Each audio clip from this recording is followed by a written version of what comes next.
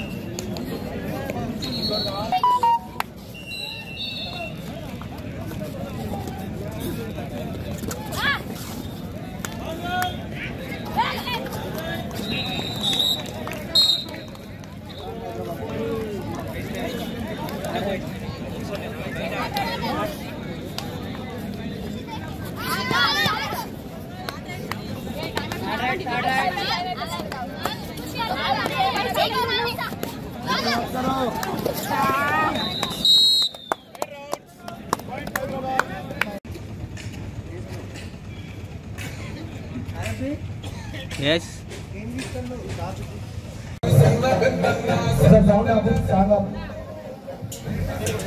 అన్న ఒకసారి చదవండి అన్న.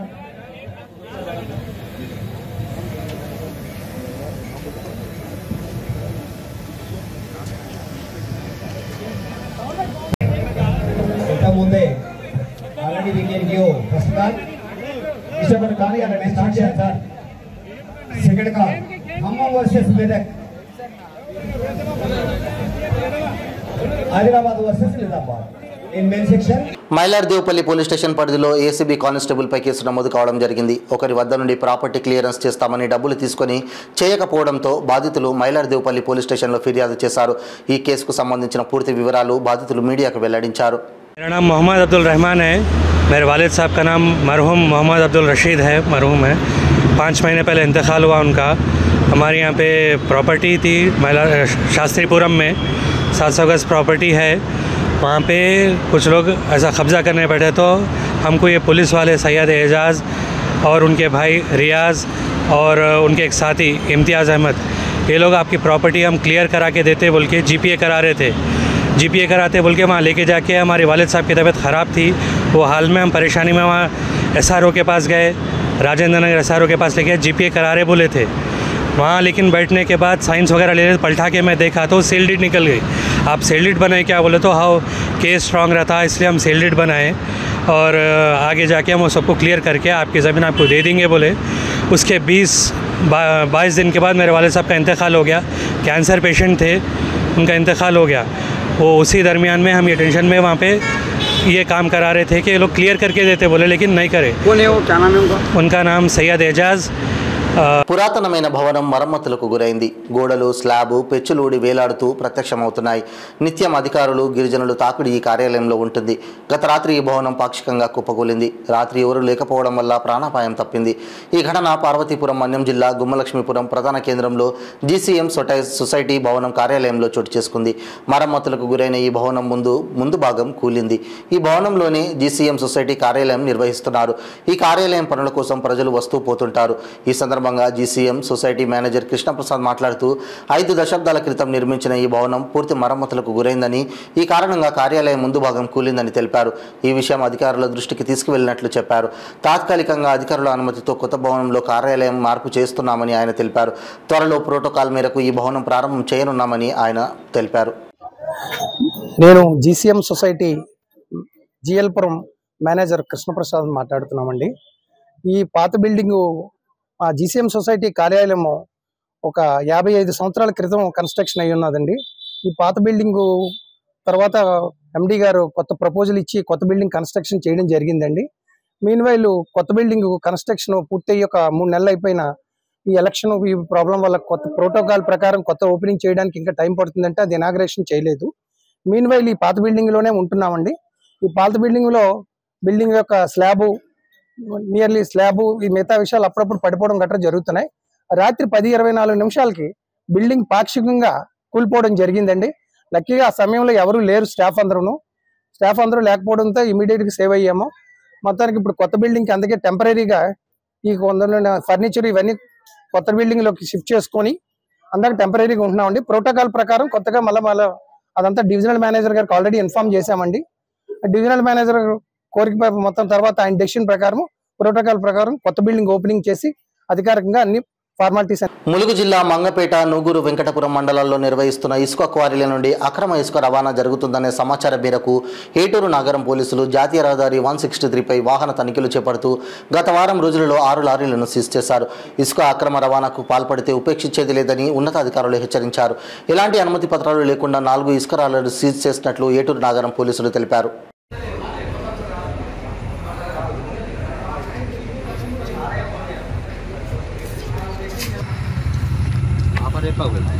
చెప్పినా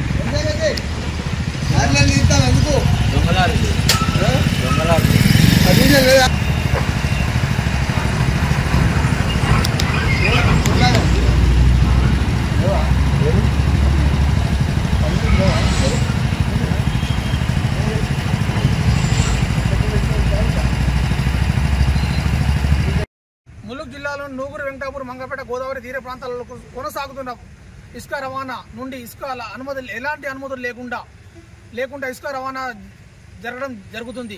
ఈ గత వారంలో 2 సార్లు పట్టుబడడం జరిగింది.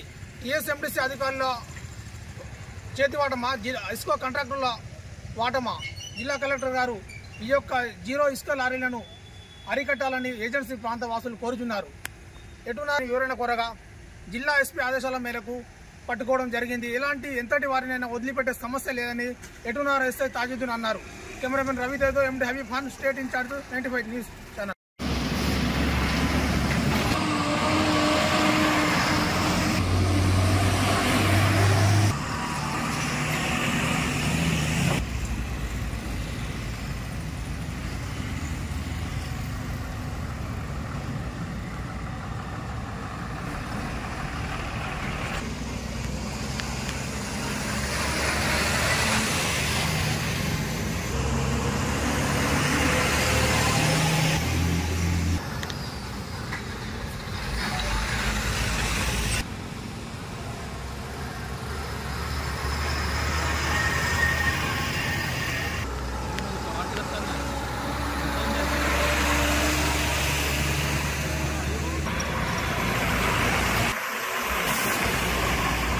విజయనగరం జిల్లా మెంటాడ మండలం పిట్టాడ జీటీ పేట గ్రామాల్లో పల్లె పండుగ కార్యక్రమంలో భాగంగా శిశు సంక్షేమ శాఖ మంత్రి గుమ్మడి సంధ్యారాణి పలు రోడ్ల నిర్మాణానికి శంకుస్థాపనలు చేశారు.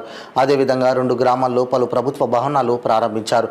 ఈ సందర్భంగా ఆమె మాట్లాడుతూ దేశంలో ఏ రాష్ట్రంలో లేని విధంగా వృద్ధులకు 4,000, దివ్యాంగులకు 6,000 పెన్షన్లు ముఖ్యమంత్రి అందిస్తున్నారని అన్నారు. ఉమ్మడి విజయనగరం జిల్లాలో భోగాపురం ఇంటర్నేషనల్ ఎయిర్పోర్ట్, గిరిజన యూనివర్సిటీల ద్వారా యువతకు ఉద్యోగ అవకాశాలు కల్పించేందుకు కృషి చేస్తానని తెలిపారు. ఈ కార్యక్రమంలో స్థానిక నాయకులు చలుమూరి వెంకటరావు, ముసలినాయుడు, గెద్దె అన్నవరం తదితరులు పాల్గొన్నారు.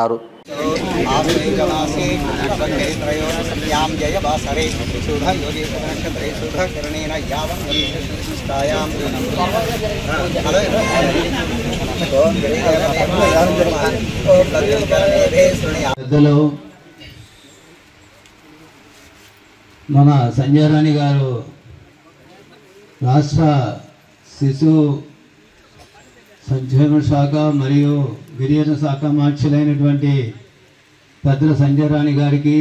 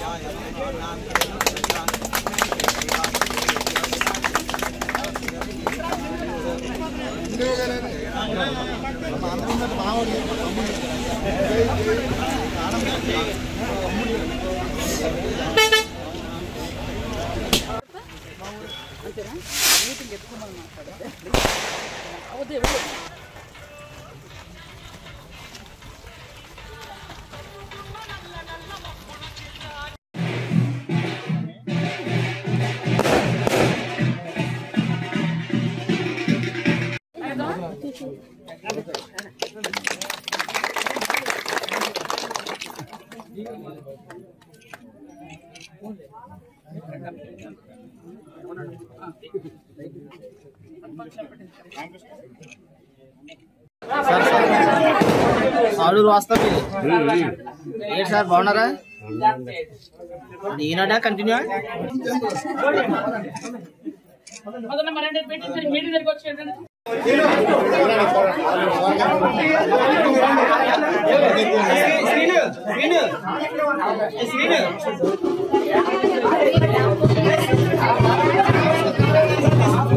సూర్యాపేట జిల్లా హుజూర్నగర్ నియోజకవర్గం పాలకేడు మండల కేంద్రం జాన్పహాడ్ దర్గా వద్ద గత 2 రోజుల క్రితం జర్నలిస్టు 6 టీవీ రిపోర్టర్ వెచ్చ సందీప్పై కత్తులతో దాడి చేసి హత్యాయత్నానికి పాల్పడిన నిందితులను పట్టుకొని వారిపై కఠినమైన శిక్షలు విధించాలని హుజూర్నగర్ నియోజకవర్గ జర్నలిస్టులందరూ కూడా ప్రధాన రహదారిపై నిరసన వ్యక్తం చేయడం జరిగింది.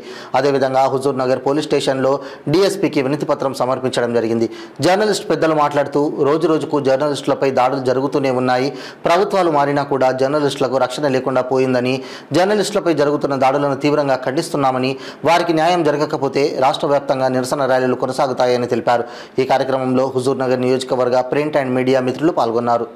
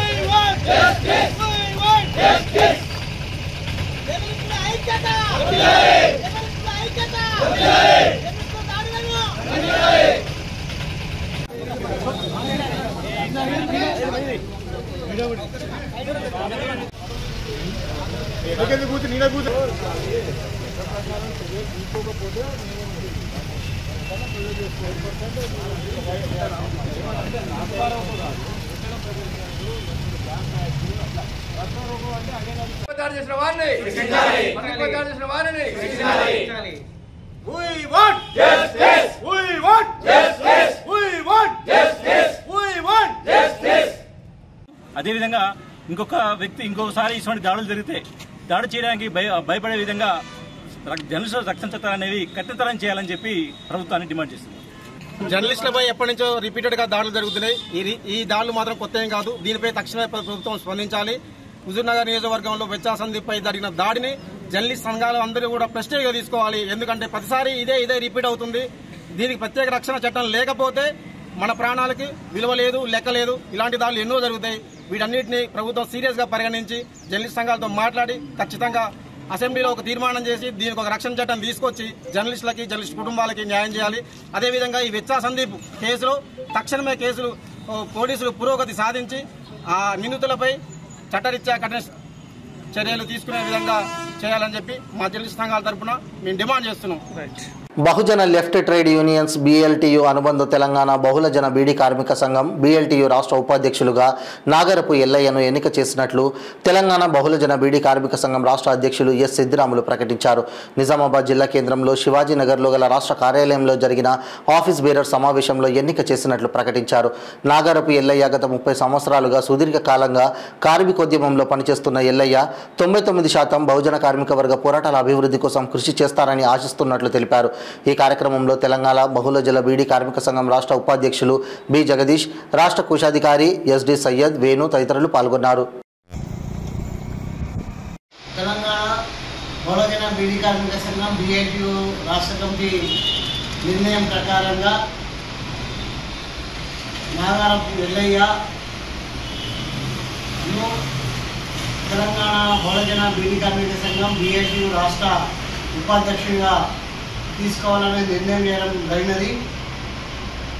నాగారపు ఎల్లయ్య గత 30-35 సంవత్సరాలుగా కార్మికులుగా ఉంటూ కార్మికుల సమస్యల మీద రాజనీతి పోరాటం చేస్తున్నటువంటి వ్యక్తి, అనుభవం ఉన్నటువంటి వ్యక్తి వల్ల తెలంగాణ బహుళజన బీడీ కార్మిక సంఘం BLTలోకి నిర్మాణంలోకి రావడం అనేది జరిగినది. నాగారపు ఎల్లయ్య ఆయన ఉద్యమ అనుభవాలు కార్మికులకు శ్రేయస్ కోసం వల్ల BLTU రాష్ట్ర కమిటీలో నిర్ణయం చేయడం అనేది జరిగినది. కాబట్టి ఈ రోజు నుంచి నాగారపు ఎల్లయ్య తెలంగాణ బహుళజన బీడీ కార్మిక సంఘం BLTU రాష్ట్ర ఉపాధ్యక్షునిగా నియమించడం జరుగుతున్నది. త్వరలోనే రాష్ట్ర మహాసభల తర్వాత మళ్ళీ పూర్తి స్థాయి కమిటీ వేసుకుంటాం. అందులో అప్పటికి ఆ రాష్ట్ర మహాసభలలో ఆయనకి ఇచ్చినటువంటి బాధ్యతల ప్రకారంగా నిర్మాణంలో తీసుకోవడం జరుగుతుంది. ఇప్పుడు రాష్ట్ర కమిటీ నిర్ణయం ప్రకారంగా రాష్ట్ర ఉపాధ్యక్షునిగా నియమించడం జరుగుతున్నది. కార్మిక వర్గం బీడీ కార్మికులు, ప్యాకర్లు, బట్టి, చాటన్, కేకేదళ్ళు మరి తెలంగాణ జిల్లాలో కానీ ముఖ్యంగా కామారెడ్డి జిల్లాలో కార్మిక వర్గం అంతా నాగారపు ఎల్లయ్యను రిసీవ్ చేసుకోవాలని తెలంగాణ బహుళజన బీడీ కార్మిక సంఘం BLTU రాష్ట్ర కమిటీగా కామారెడ్డి జిల్లా కేంద్రంలోని స్థానిక మున్సిపల్ కార్యాలయం ముందు భారత విద్యార్థి ఫెడరేషన్ SFI ఆధ్వర్యంలో పెండింగ్లో ఉన్న ఫీజు రియంబర్స్మెంట్, స్కాలర్షిప్లను విడుదల చేయాలని డిమాండ్ చేస్తూ ఫీజు దీక్షను నిర్వహించడం జరిగింది. ఈ దీక్షను ప్రముఖ న్యాయవాది ఖ్యాతం సిద్దిరాములు, TPTF మాజీ రాష్ట్ర అధ్యక్షులు వేణుగోపాల్, CPM జిల్లా కార్యదర్శి K చంద్రశేఖర్, CITU నాయకులు వెంకట్గౌడ్, తెలంగాణ రైతు సంఘం నాయకులు మోతీరాం నాయక్, వ్యవసాయ కార్మిక సంఘం నాయకులు కొత్త నరసింహులు దీక్షను ప్రారంభించారు. ఈ సందర్భంగా వారు మాట్లాడుతూ విద్యార్థులకు ప్రభుత్వం స్కాలర్షిప్లను విడుదల చేయకపోవడం వల్ల అనేక ఇబ్బందులకు గురవుతున్నారని అన్నారు. సుమారు రాష్ట్రంలో 8,300 కోట్ల రూపాయల స్కాలర్షిప్, ఫీజు రియంబర్స్మెంట్లను ప్రభుత్వం చెల్లించలేకపోవడం వల్ల విద్యార్థులు సర్టిఫికెట్ల కోసం కాలేజీల చుట్టూ తిరిగి అనేక ఇబ్బందులు పడుతున్నారని అన్నారు. కళాశాల యాజమాన్యాలు కూడా కళాశాల నడుపుకోలేని పరిస్థితి వచ్చిందని వెంటనే విడుదల చేయాలని డిమాండ్ చేశారు. ఈ దీక్షలో కూర్చున్న వారు SFI జిల్లా అధ్యక్ష కార్యదర్శులు ముదాం అరుణ్, S అజయ్, జిల్లా నాయకులు మణికంఠ, సమీర్, రాహుల్, నితిన్, సాయి, నవీన్, శివతేజ, సాయి ప్రకాష్ గౌడ్ తదితరులు పాల్గొన్నారు.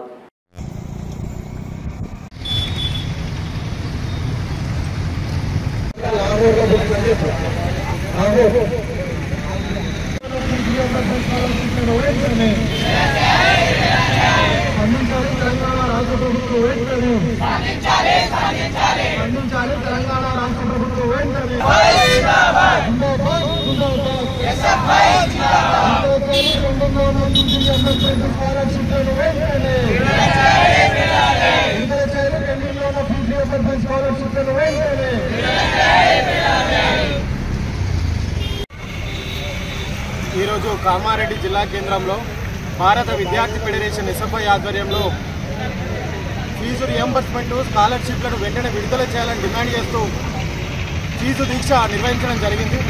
ముఖ్యంగా తెలంగాణ రాష్ట్ర ప్రభుత్వం విద్యార్థులకు పెండింగ్లో ఉన్నటువంటి స్కాలర్షిప్లను ఫీజు రియంబర్స్మెంట్ అట్లాంటి ఫీజు రియంబర్స్మెంట్ని విడుదల చేయకపోతే వాళ్ళ కళాశాల యాజమాన్యాలు విద్యార్థులు కాలేజీలలో పోతే సర్టిఫికేట్లు ఇవ్వకుండా ఫీజులు కడితేనే సర్టిఫికేట్లు ఇస్తామని ఆపుతా ఉన్నారు. కాబట్టి వెంటనే ఫీజు రియంబర్స్మెంట్ స్కాలర్షిప్లను విడుదల చేయాల్సినటువంటి బాధ్యత ఈ తెలంగాణ రాష్ట్ర ప్రభుత్వం మీద ఉన్నది. బట్టి విక్రమార్క గారు కూడా ఈ రాష్ట్ర అసెంబ్లీలో ప్రకటించారు, విద్యార్థులకు స్కాలర్షిప్లు ఫీజు రియంబర్స్మెంట్ పెండింగ్ ఏదైతే ఉందో ఖచ్చితంగా రిలీజ్ చేస్తామని చెప్పేసి ఈ రాష్ట్ర ఉప ముఖ్యమంత్రి గారు కూడా మాట్లాడారు. కాబట్టి వెంటనే విడుదల చేయాల్సిందే. విడుదల చేయకపోతే ఖచ్చితంగా భారత విద్యార్థి ఫెడరేషన్ ఎస్ఎఫ్ఐ ఆధ్వర్యంలో పెద్ద ఎత్తున పోరాటాలు చేస్తామని చెప్పేసి సందర్భంగా హెచ్చరిస్తాం. రాష్ట్ర వ్యాప్తంగా ఎస్ఎఫ్ఐ భారత విద్యార్థి ఫెడరేషన్ ఆధ్వర్యంలో ఫీజు దీక్షలు నిర్వహిస్తున్నాము. అందులో భాగంగా ఈరోజు కామారెడ్డి జిల్లా కమిటీ ఆధ్వర్యంలో మున్సిపల్ కార్యాలయం ముందు ఫీజు దీక్ష విద్యార్థులతో పాటు విద్యార్థి నాయకులు కూర్చున్నాము. పెండింగ్లో ఉన్న ఫీజు రియంబర్స్మెంట్ స్కాలర్షిప్ను విడుదల చేయాల్సిందిగా మేము డిమాండ్గా పెట్టుకున్నాము. అదే రీతిగా పెండింగ్లో ఉన్న స్కాలర్షిప్లు ఫీజు రియంబర్స్మెంట్స్ విడుదల చేయకపోవడం వల్ల విద్యార్థులు అనేక ఇబ్బందులు ఎదుర్కొంటున్నారు. కళాశాలలో ప్రైవేట్ కళాశాలలో అయినా సరే ప్రభుత్వ కళాశాలలో అయినా సరే సర్టిఫికెట్లు తీసుకుందామని వెళ్తే డబ్బులు కట్టుకొని మరి సర్టిఫికెట్లు ఇస్తున్నారు. అదేవిధంగా హాస్టల్లోకి వెళ్తే ప్రతి నెల మెస్ బిల్లులు కట్టే విధంగా విద్యార్థులతో కట్టించుకుంటున్నారు. అదేవిధంగా ప్రభుత్వమే కేటాయిస్తే ఈ విద్యార్థులకు ఇలాంటి సమస్యలు ఉండవు అనేసి మేము ఎస్ఎఫ్ఐగా హెచ్చరిస్తా ఉన్నాము. అదే రీతిగా తెలంగాణ ప్రభుత్వము విద్యార్థుల పెండింగ్లో ఫీజు రియంబర్స్మెంట్ స్కాలర్షిప్ను విడుదల చేయాల్సిందిగా మేము కోరుతున్నాము. ఇదే రీతిగా కొనసాగితే వంటి వైఖరి ప్రభుత్వం ఇంకా పెద్ద ఎత్తున ఉద్యమాలు చేపడతామని ఎస్ఎఫ్ఐగా మేము డిమాండ్ చేస్తా ఉన్నాం. బులెటిన్ ముగించే ముందు హెడ్లైన్స్ మరోసారి. అక్రమంగా నిర్వహించిన పలు రకాల బాణసంచా స్వాధీనం, కేసు నమోదు చేసి దర్యాప్తు చేపట్టిన పోలీసులు. కొత్తగూడెంలో ఘనంగా మంత్రి పొంగిలేటి శ్రీనివాసరెడ్డి జన్మదిన వేడుకలు, పిఎన్ఆర్ ట్రస్ట్ ద్వారా 3 రోజుల పాటు కబడ్డీ పోటీలు. మైలార్దేవ్పల్లి పోలీస్ స్టేషన్లో ఏసీబీ కానిస్టేబుల్పై కేసు నమోదు, ప్రాపర్టీ క్లియరెన్స్ చేస్తామని ఒకరి వద్ద నుండి డబ్బులు తీసుకుని మోసం చేసిన కానిస్టేబుల్. పాక్షికంగా కుప్పకూలిన మన్యం జిల్లా గుమ్మలక్ష్మీపురం జీసీఎం సొసైటీ భవన కార్యాలయం, అధికారుల అనుమతితో కొత్త భవనంలో తాత్కాలికంగా కార్యాలయం మార్పు. ఇవి బులెటిన్ అప్డేట్స్. మరిన్ని అప్డేట్స్ కోసం చూస్తూనే ఉండండి 95 న్యూస్. ప్రతి క్షణం ప్రజాక్షేమం కోసం. నమస్తే.